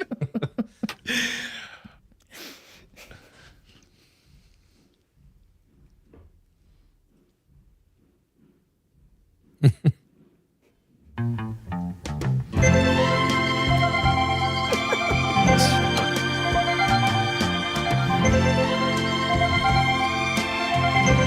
am a lineman for the county. Oh, but I can't sing. You can sing all you want. Yeah, you can. Just not when we're at commercial break. That's a nice segue, though. That actually sounded really good, Greg, when you just Thank sang you. like I've that. practiced You're that just a song. drummer. I'm a bad air drummer and a worse singer. But you are listening and or watching Nite Lite with Pete Schwaba and Greg Bach here on the Civic Media Network. You can always call or text 855-752-4842, 855-75-CIVIC. Leave a comment on the live stream. We're currently streaming on Facebook, YouTube, and the platform we still call Twitter. Really quick live stream comment here about our question. What is a really overrated song. Craig says, no longer a fan of John Cougar Mellencamp's Jack and Diane. Heard it too many times in my youth. So, yeah. I get Agreed. that. Yeah. That's a good one. We are here with our buddy, our pal, the one, the only Dr. Kristen Lyerly, host of the Dr. Kristen Lyerly Show, which you can find on YouTube. And we've been talking about songs and other things during the commercial break. If you ever want to find out what's happening during the Secret Show, that is on the live stream. So that's like a private party, but you're all invited. It is kind of like we let our hair down a little bit. Backstage. Exactly. Yeah. Exactly. It's like a green room. It's like Chilling a green in the room green hangout. room. Exactly. We're having a good time. But we were Futon, talking we're all set. a beautiful Futon will futon that's always be there. definitely a beautiful futon that's definitely been like clean to like, all purposes. But we were talking about medicine. I don't know what that means. It has to do with the live stream, everybody. Just check out the live stream. I suddenly had this urge to culture the futon. Just get your black light out. Like Culture the futon. That was a total doctor. I got to Google that. It's a nice futon. Has it been cultured? I don't know. only on its birthday. I had So to hire we were someone talking to set it up. That's all I know.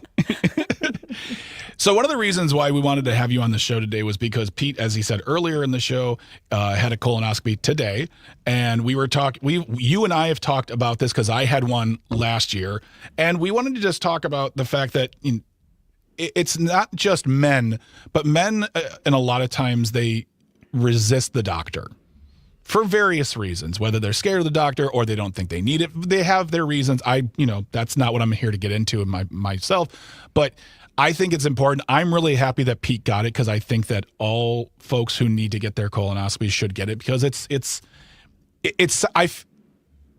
Pete, what do you think about this? Did people make it seem scarier than it actually was?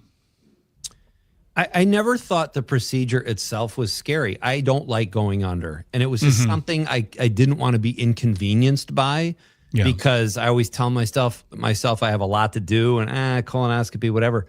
But it got to be a few years after I should have had it done, and my kids were on me, and I just said, I got to get this done. So I kept telling myself, colon cancer doesn't run in my family. I'm probably okay. I eat a lot of antioxidants, whatever.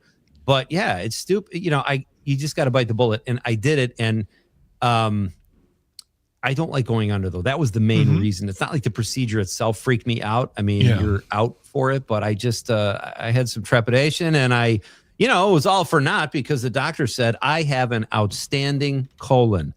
The shame of it is it's an inner organ. Nobody will ever see it, but mine is first rate, doctor. Did you get pictures? They're on Facebook. Check them out. Yeah. I've got, and no but I'm glad I did it, and I got no. Everything was great. So it was just one of those things that I'm glad it's over because you don't sleep at all the night before. I will warn you guys out there, if you're getting a colonoscopy, prepare not to sleep. I got mine done at 9:30 in the morning because I'm like, well, why wouldn't I just sleep in? Why do I want to get up at 6? Well, you might as well get it done at 6 because you're up all night doing the prep. You just don't really sleep. You were not? No. What? Oh, yeah, of course. Well, I did the prep and I don't know. I did the prep and I was done with the prep and then I just went to sleep. Well, I got like 2 hours of sleep. But wait, what? Wait, when you say you did the prep, you mean you did the prep, then did what happens after the prep, and then you went to sleep? I did the prep. Well, before that I had eaten well, so I wasn't like full of stuff. So when I did the prep, there just wasn't that much stuff to come out of me. See, and then it was all done, and then I just went to sleep and had a nice night. It was interesting. Good. I did that too, but it's still it was a whole process. Like I told Greg earlier, I felt so pure, everything was gone. I didn't want to eat again. I didn't want to corrupt or compromise my body in any way. My insides are so shiny. Yeah. I think it's fun to get on the scale before and then after and be like 7 pounds. I should have done that. That was amazing. 7. Oh my goodness. Great way to keep the weight off. Right. Getting a colonoscopy every week. But honestly, Dr. Lyerly, what do you say? I mean, it's not because you are an OBGYN, but you talk to more than just women about medicine.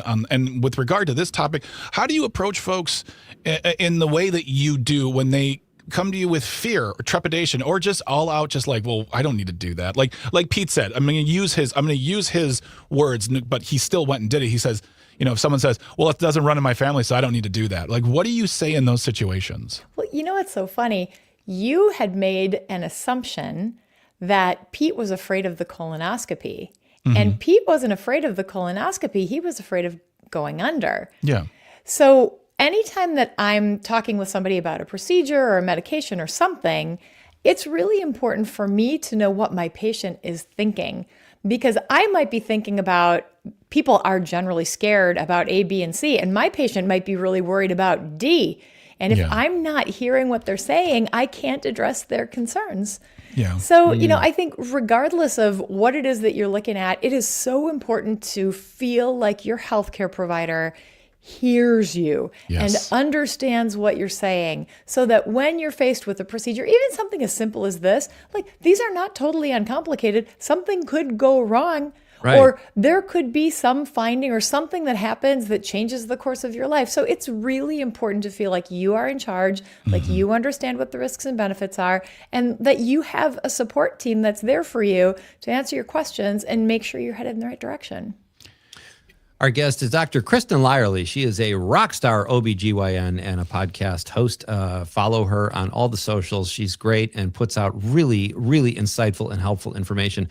That's kind of what it was with me. And I wasn't saying I don't need one because colon cancer doesn't run in my family. That was kind of my fallback. Well, I'll get one, but I'm not in a hurry.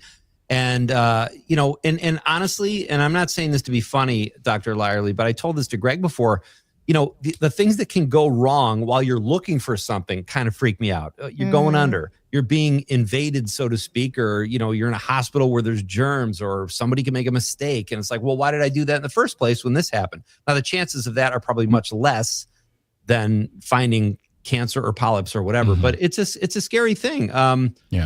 So what do you tell people for that? And also, what are some other tests that people that might fly under the radar, or that people might think, oh, I don't have to get tested for that? Or is there a test out there where the numbers are low, where you go, oh, people should get mammograms, colonoscopies, whatever it may be?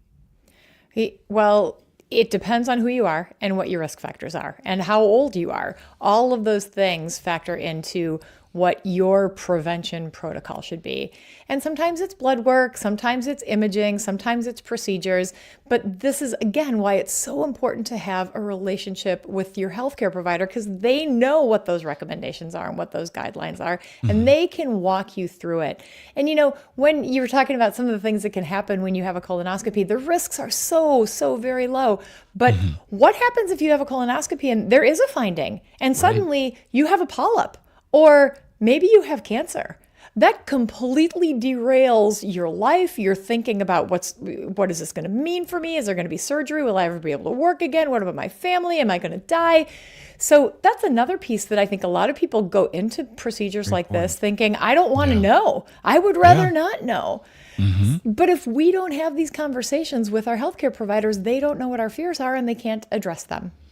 And I want to, we spoke to Dr. Donald Chi last week. He's a DDS PhD at the University of Washington. And we talked about this topic in a way of making sure whomever your doctor is, whether it's your dentist, whether it's, whomever you're going to, making sure you have a good relationship with them. You feel comfortable with them. The moment you don't, it's time to find a different doctor. Because I think something, Dr. Lyerly, you've been talking about for years now is the fact that you need to find a doctor who you feel comfortable with, someone who listens to you and gives you the best advice possible, takes into account your fears and trepidations. And I think that just furthers a conversation we had with Dr. Chi, is that I don't think a lot of people put a great deal of stock into whether or not they're comfortable with their doctor. They just go to the doctor, and then nowadays it can be a 10-minute visit, and then they're out the door, and they don't get the chance to ask their question because they're nervous. But you have to have a physician or a medical expert who you feel comfortable with. If you don't, find someone who you will be with. I think a lot of people also feel like their doctor can just tell if there's something going on, almost like there's a magical sense there. Like, oh, my doctor will understand if I come in and I say I'm tired, they'll understand why I'm tired, or they'll get the right tests. And that is not the case. So much of what we do when we're trying to diagnose a problem is ask more questions and try to figure out what the risk factors are and what are you concerned about and what were you exposed to and what kind of tests do we get next. You know, some things are pretty easy to diagnose. Some things are really hard to diagnose. And sometimes it's not that first person you go to who can help you figure it out. Sometimes you need a second opinion or a third opinion if you're not connecting, if that one person doesn't have the answer for you.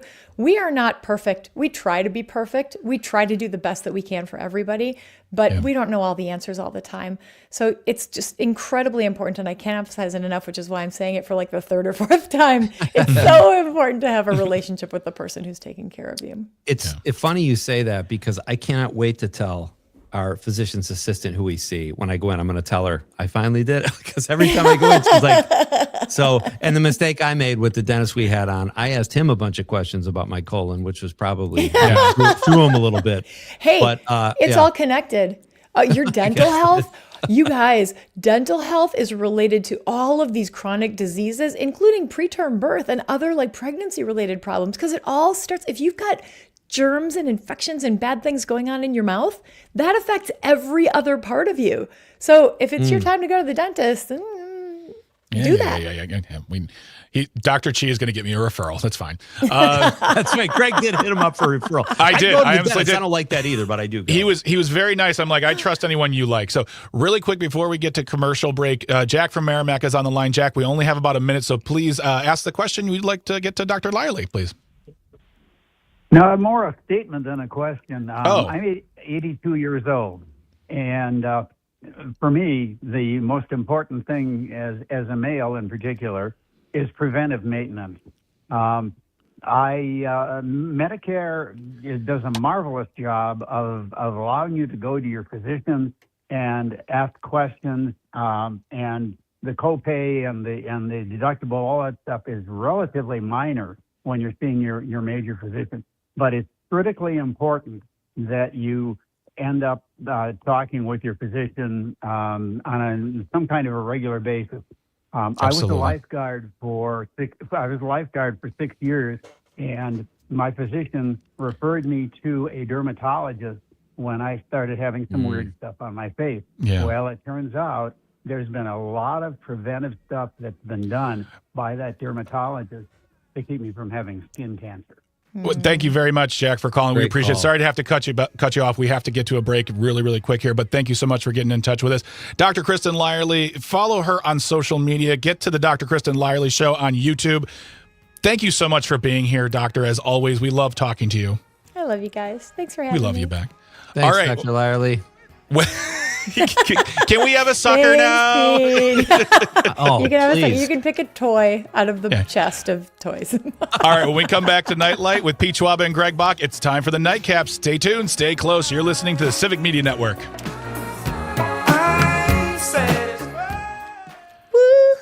Oh my gosh. When I went to the dentist, the big thing was the little treasure box of toys and candies and whatnot. Yeah. Did I evoke that for you? And then when I was 19 years old, it was the last time I went to this dentist. I was walking in. It was January of I was 19 years old, so I was, I don't know, whatever. Doesn't matter. Late 90s. And he was smoking. And I just remember being flabbergasted. I could, I understand people smoke, but I was like, are you allowed to smoke? Like, do they take away your license if you smoke? So cool. It was so weird to me. He was just sitting out there, and he wasn't even looking cool either. He was like in his shirt with it was freezing. He wasn't even wearing a jacket. He was just sitting there puffing away at what I think was probably a Marlboro. But I'm like, I feel like you don't get to give me advice anymore. Mm-hmm. Like everything you tell me is null and void because you smoke. Doesn't that just undermine? But that was back in the day of the do as I say, not as I do. It's different now. My story came from back in the day. Your story came from back in the day. Dom, you didn't get to ask your question. Oh, shoot. Well, okay, you can ask it right now. Well, my question was more like gaining weight. That's more. I don't know if that's in your wheelhouse, but I don't. I can help you with that. Hold on a second. My metabolism's too fast, so I want to know how. And I eat a good amount, but I guess I just got to eat healthier. I kind of answered my own question, but. So, do you want to gain weight? Yes, that's kind of the goal. Are you going out for football or something? You're in your 20s. Yeah, but I'm on the lower scale, and I'm 22, so I don't know. Right. I know you asked Dr. Lyerly this question, but we're not going to let her talk right now. Dr. Lyerly, do you have any advice for him about gaining weight? Carbs? Well, carbs are fine. It's not. There's not like a one size fits all answer. It's what kind of activity do you have? What's going on with your family? What do your parents genetically look like? It's harder too because I run a lot as well. I do like activities, and then it kind of just burns everything that I ate in like 5 minutes. So it's like okay. And he loves the Big Arch burger. He loves the Big Arch. We didn't even talk about it. We got to talk about your third arch on Friday. Oh yeah. Nutritionist could be really helpful. Yep. Well, and that's the thing too, is like, I think when people, I as someone who is, and I'm not a doctor, I'm not a nutritionalist, but I'm someone who has been on a weight loss journey since he was like 10. And I would just say, if that's what you want to do, I would talk to a nutritionalist for real and find the good way to gain weight, because a lot of people out there just think they're going to shove pizza in their face and then they work out and they think they balance that. And it's just not. I know too many guys who thought they would just pound protein shakes and pizza and burgers, and then they would go do 6 hours in the gym. Well, they only did 2 hours in the gym twice this week, and now they're overweight because they thought they were going to do what the celebrities do, but they don't have a $50,000 personal trainer. We have 20 seconds, by the way. Tony says body shaming Dom. I'm going to go, but as you get older, it changes too. Mm-hmm. Okay. Yes, we do. Awesome. Thank you, Dr. Lyerly. Bye, Dr. Lyerly. We love you. Thank you, ma'am. Guys. Bye. See ya. Bye. Too much pickleball is your problem.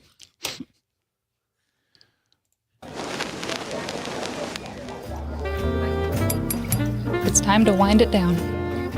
This is Nightcap with Greg and Pete. All right, everybody. Welcome to Nite Lite with Pete Schwaba and Greg Bach here on the Civic Media Network. You can always get in touch, 855-752-4842, 855-75-CIVIC. Call or text. It's the same number. Get in touch with us on the Civic Media app. That app there is free. You can call, text, leave a voice message, listen live, get your news. Download that free Civic Media app. It's absolutely free. Greg, you would have made a killing back in the party line days. Remember the party line when you called in? Yeah. Any ladies on the line? Any ladies on the line?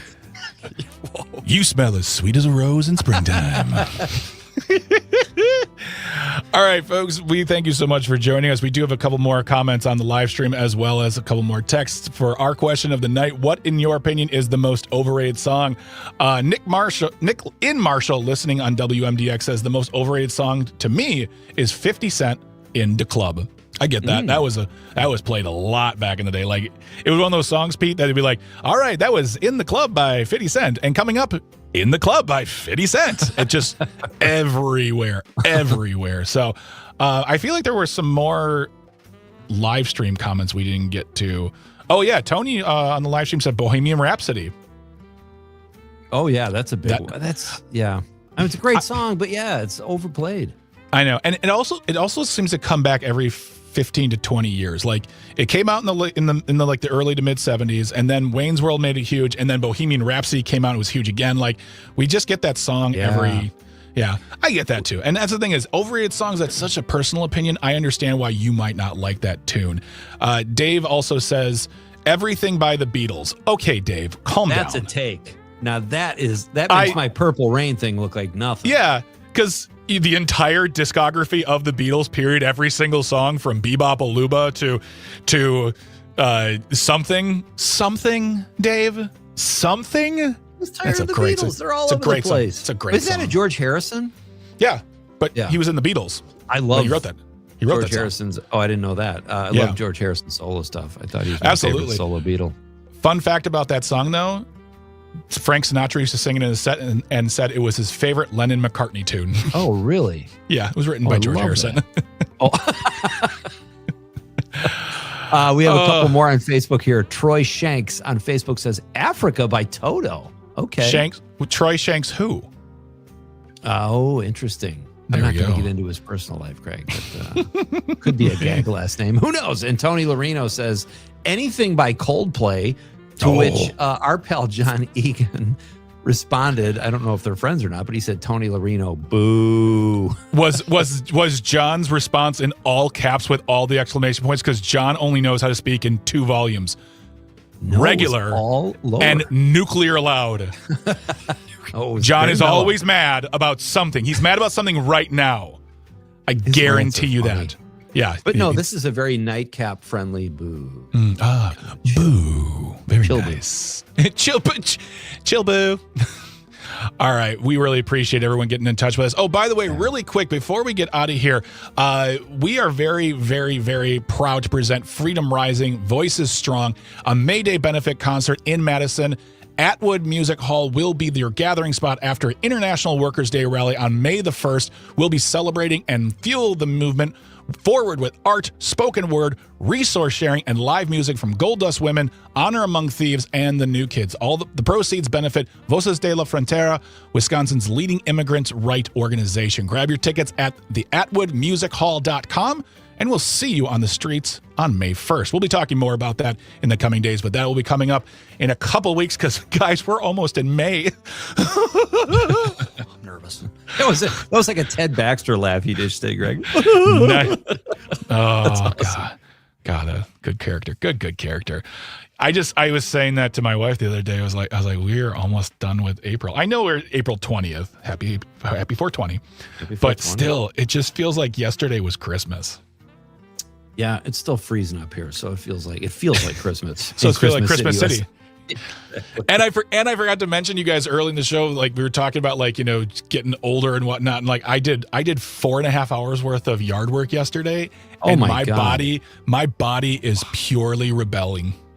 That is brutal. Yeah, because those are muscles you haven't used probably since last yard work day last spring. That's crazy. Yeah, I mean, this was I was doing a lot of work. I pulled out the Sawzall. I had like 2 different trimmers. I like was going crazy. And I still have like probably another 3 hours of work this weekend to do. But like right now, just doing that motion hurt because my shoulder's like, what are you doing? Yeah, that's brutal, dude. Yeah, but I'm happy looking at my yard going, I did that. So that's the same with me with pickleball. I mean, over the weekend. Okay, no one cares, Dom. Okay. Seriously, pickleball. Seriously, I'm just kidding, buddy. I'm just kidding. I just felt like you served me up that when I checked my little paddle. No, I mean that's what happens when you play those sports or do anything really that uses a part of your body. That's like, hey, I'm on a shift right now, and then I know it's gonna be worse tomorrow. Yeah. Oh, man. I just sit too long. That's just what it is. Yes. Yeah. And now Dom says he wants to gain weight. More big arches, buddy. Yeah. Shovel them in, dude. Well, trust me. And don't run everywhere. You said you do a lot of running. Dom runs to the bathroom, then he runs to the vending machine. Sit in your car and eat a big arch and then drive to where you need to be. Don't run. Watch a lot of TV, Dom. Weirdo kids. Also, tomorrow, we got Rob Thomas coming back to the show, probably talking movies, talking about the Milwaukee Film Festival. It's going to be great. So don't go anywhere. On behalf of Pete, I would love to thank Dom, Tucker, Engineering and Traffic. Everything they do, make sure these microphones are turned on and we are talking into things that will get our voices to you. You're welcome. Thank you, guys. We appreciate all the work you do. To everyone who called in, everyone who texted, left a comment on the live stream.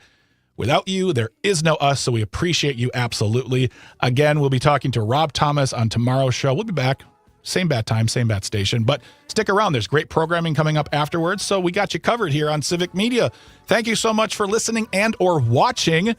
We really appreciate it, and we hope you have a fantastic, fantastic week. Pete, please, would you say goodnight to the good people of this state? I'm going to switch my futon cover, but first I'm going to say good night, Wisconsin. We're up all night to get lucky. We're up all night to get